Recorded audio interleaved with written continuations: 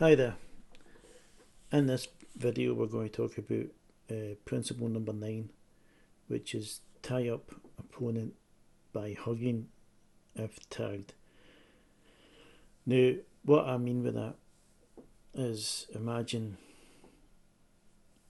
in a boxing ring, if a boxer gets hurt, he ties up the other boxer until he kind of recovers and then attacks, counter attacks, right? Now outside, this obviously is an emergency measure, right?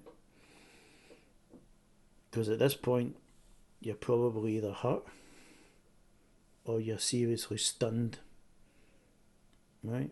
So you need to give yourself time to recover. Now, this ideally only works with one person. If there's multiple people, right, then the only recourse there is to try and use them as a shield, right? If you've got your wits about you, that is, right?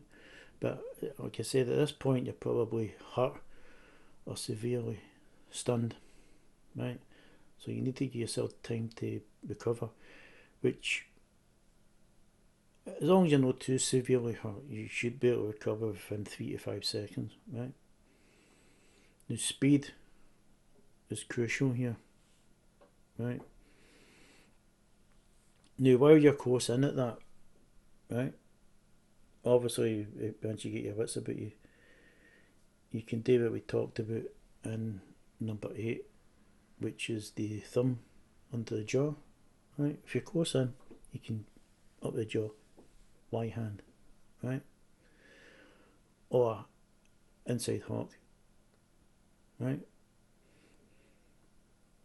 And if you can get out slightly and you can remember it, you can either hit to the groin or the most underrated target, which I've not mentioned, but I'll mention it again. It's one of my favourites. It is the liver strike, which is primarily for left-handed um, strike, right?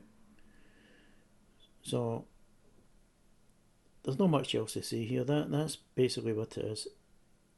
You tie up the opponent with hug, like boxers hug will call it, right?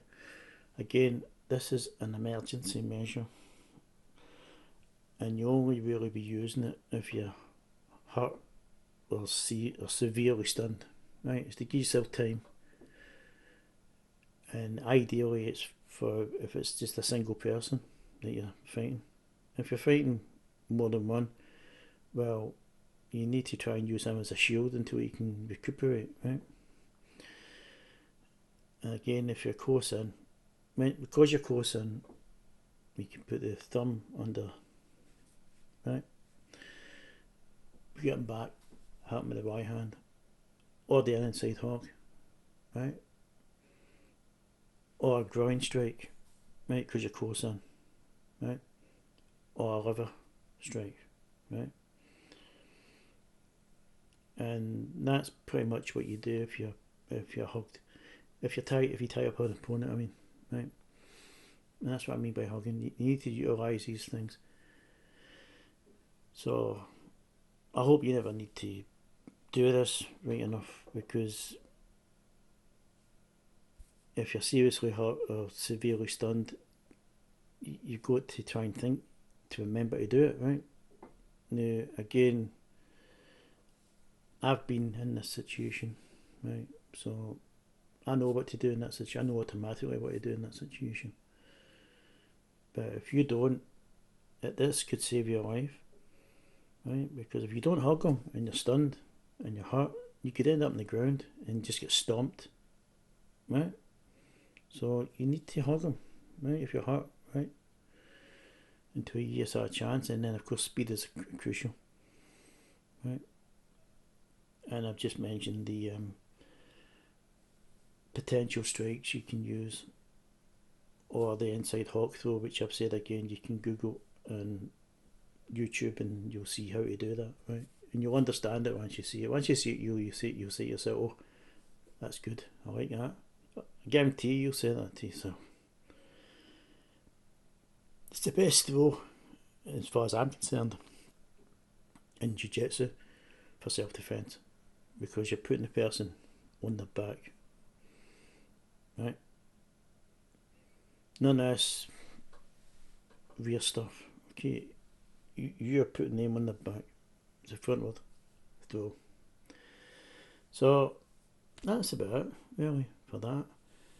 So I'll see you in the next video. So till then, goodbye.